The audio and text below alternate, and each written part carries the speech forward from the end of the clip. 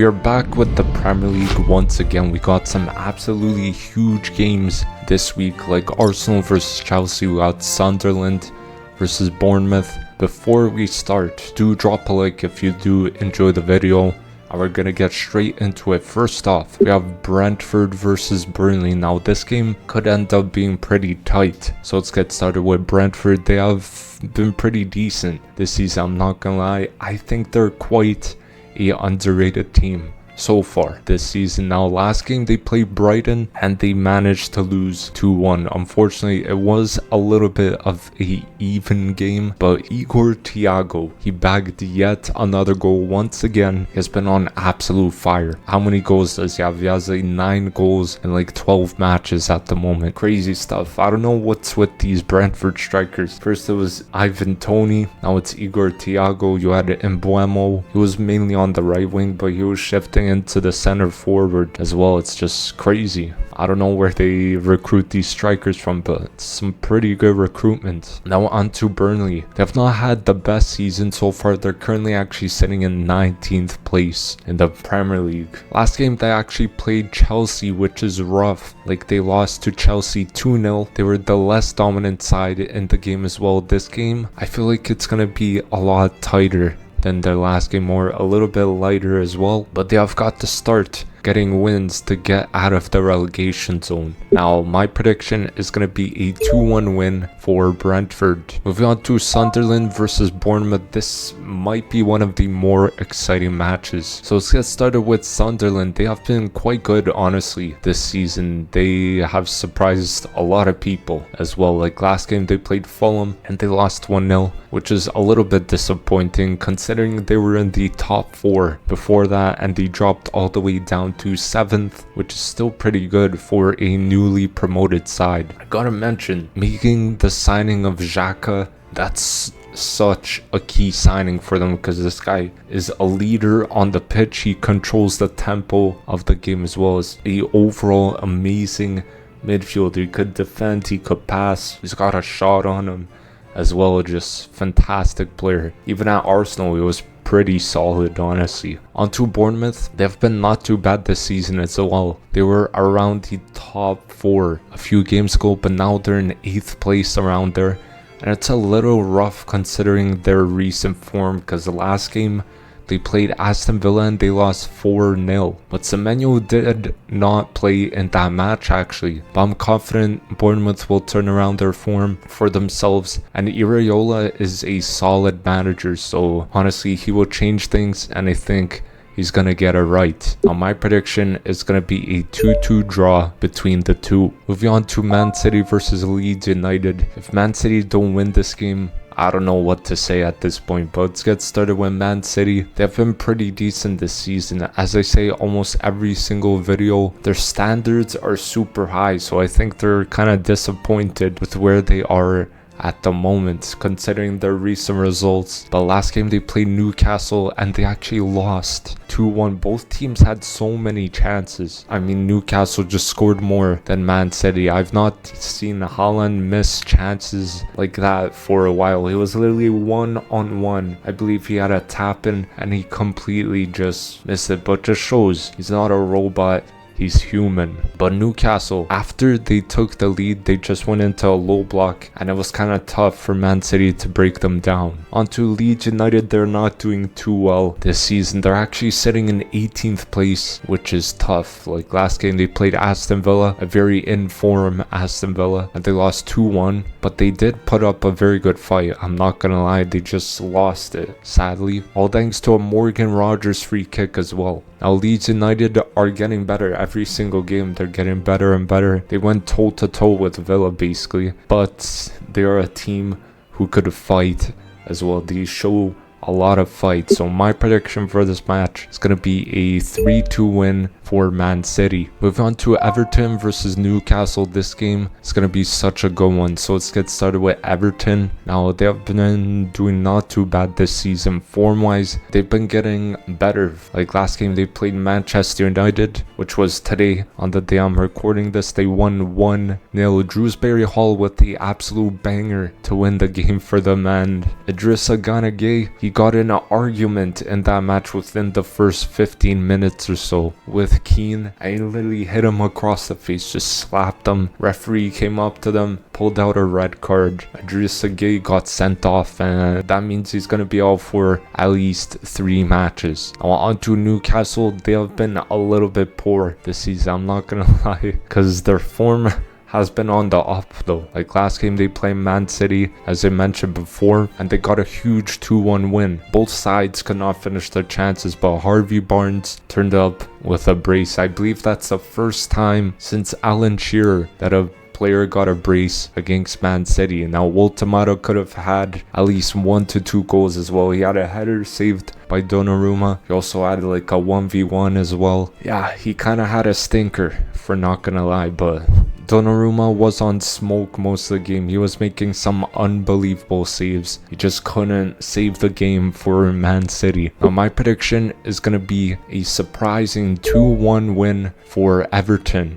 Moving on to Tottenham versus Fulham. This game could end up being quite tight. So let's get started with Tottenham. They've been decent this season. They're actually currently sitting in 9th place. Before the North London derby, they were actually in 5th or 6th place. But last game, they got absolutely slapped up by Arsenal 4-1. It was an embarrassing performance from Tottenham. The first half, they came to the Emirates and they just parked the bus. 11 men behind the ball. I mean, Arsenal were struggling to break them down. Like, that's an embarrassing way to come into a derby. And then once Arsenal scored the first goal, Tottenham started to open up even more. But yeah, their fans online, Spurs fans online, were fuming with how Thomas Frank set up in a big game. But Richarlison did score a fairly good 35-yard chip. David Raya just a little bit too short to get to it. But on to Fulham. They have not been doing too good this season. They're sitting actually in the lower half of the table. Now they're in 15th place, which is unexpected. Usually they're around the mid-table area, but this season they're struggling way more. Now last game they played Sunderland and they beat them 1-0. I really thought Sunderland were gonna win that game as well, but other than Jimenez to score and win that game for them. Now my prediction is going to be a 3-1 win for Tottenham. Moving on to Crystal Palace versus Manchester United. Now this is going to be a exciting match. So let's get started with Crystal Palace. They have been doing quite well this season. At the moment they're sitting in 5th place. So in the Europa League spot, if they manage to keep that, that's huge. But last game they played Wolves and they beat them 2-0, and Munoz scoring. He's been one of the best right backs, honestly, in the Premier League. His deliveries from crosses or cutbacks is amazing. Defensively he's quite solid as well. I will put him like 2nd best right back in the Prem, behind Timber. Then you have Jeremy Pino, who has been an incredible signing. As expected, this Crystal Palace team had most of the game dominated, and this team has really turned into a very solid team thanks to Oliver Glasner. Now on to Manchester United. They've been doing not too bad. Like, their form as of recent has been not too bad. Like last game they played Everton, which was today. As I mentioned before, they managed to lose that game 1-0 though, and they had a few chances here and there, but Pickford was on some absolute smoke, some different stuff today for Everton. With playing versus 10 men, United dominated, just they could not get the ball in the back of the net. Just not enough clear-cut chances for Manchester United. Now my prediction is going to be a 2-1 win for Crystal Palace. Moving on to West Ham versus Liverpool. This game could be a surprise. Honestly, let's get started with West Ham. They've not been doing too well this season. Like, recently their form has actually been on the up. It's been getting better, but apparently the board is still not happy with Nuno Espirito Santo. Like, how can you not be happy with him getting 3 wins in a row for West Ham? That's not happened for quite a while, honestly, and he got them out of the relegation zone as well. And last game they played against a out of form Bournemouth side and they drew 2-0, but they were 2-0 up, so they kind of choked the lead. Still a pretty good performance. Callum Wilson with a brace in that match. He's been a pretty good signing. Onto Liverpool.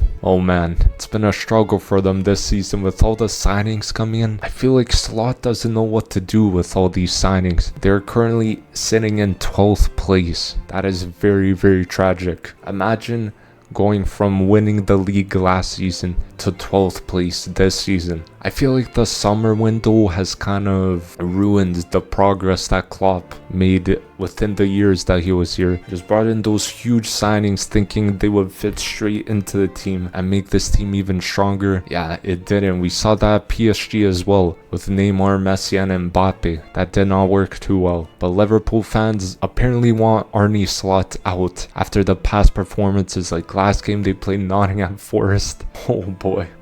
They lost 3-0. That is so embarrassing. Forest were the better side. And I want to talk about Alexander Isak, the British record transfer fee in the Premier League. He might be the biggest flop we have seen in the Premier League if he continues on the way he is performing right now. He was non-existent in that game against Forest and honestly a shadow of his old self from last season. Now my prediction is going to be a 2-1 win for West Ham. A very surprising, but I feel like it could happen.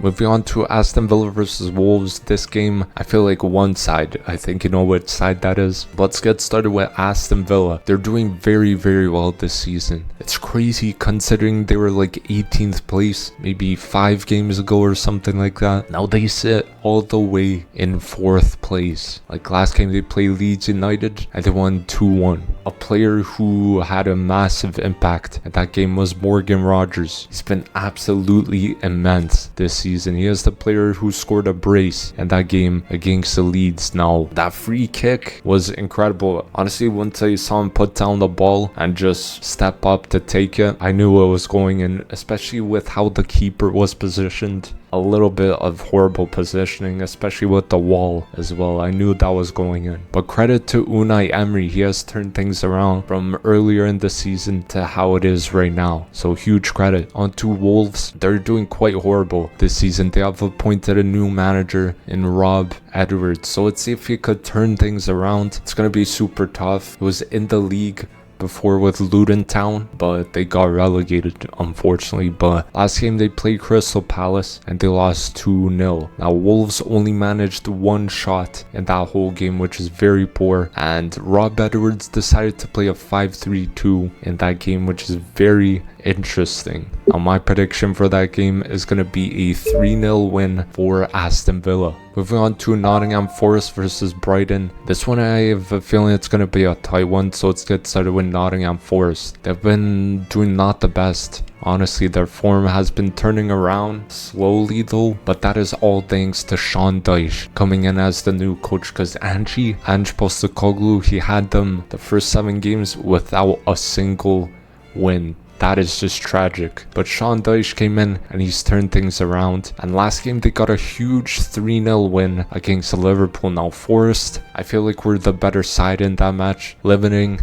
Liverpool's chances as well. Now Morgan Gibbs-White scoring the goal as well. He's been super key creatively on terms of goals as well in that team. Ball carrying from him is top notch, honestly. Now on to Brighton. They have been doing very well this season. They're actually sitting in 6th place at the moment. Like I didn't even know that before this video. I had to do some research, but 6th place is pretty good and they could potentially make a push into the top 4 if they win this match and if one of the teams in the top 4 loses. Now last game they played Brentford and they won 2-1. As I say every single video, this team plays very entertaining football that is great to watch. So whenever I see a Brighton game on and Arsenal's not playing, you bet you I'm gonna watch that. Now Welbeck scored last game as well. He has been a very important player, so key this season. He's actually scored 7 goals in 12 matches for the club this season, so definitely helping out with them going higher in the table. Now my prediction is going to be a 2-2 draw between the two. Now moving on to the biggest game of this weekend, it is the, you could say, the London Derby.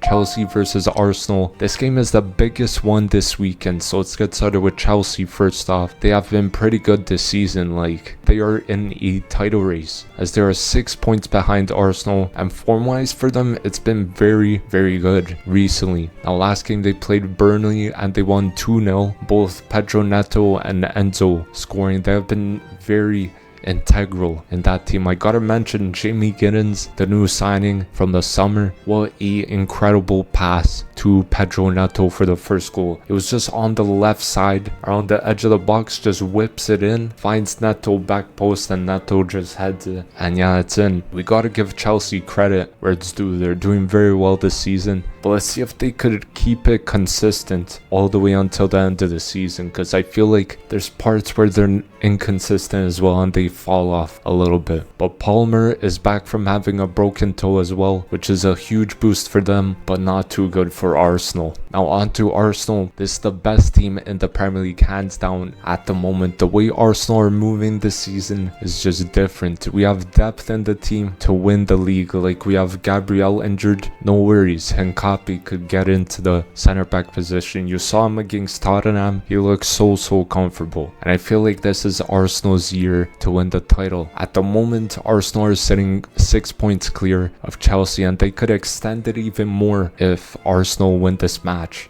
against Chelsea. Now last game Arsenal played Tottenham and they smoked them 4-1. You had Eze scoring a hat-trick, first ever player to score a hat-trick on his North London derby debut. That's unbelievable. Let's just sing a little bit.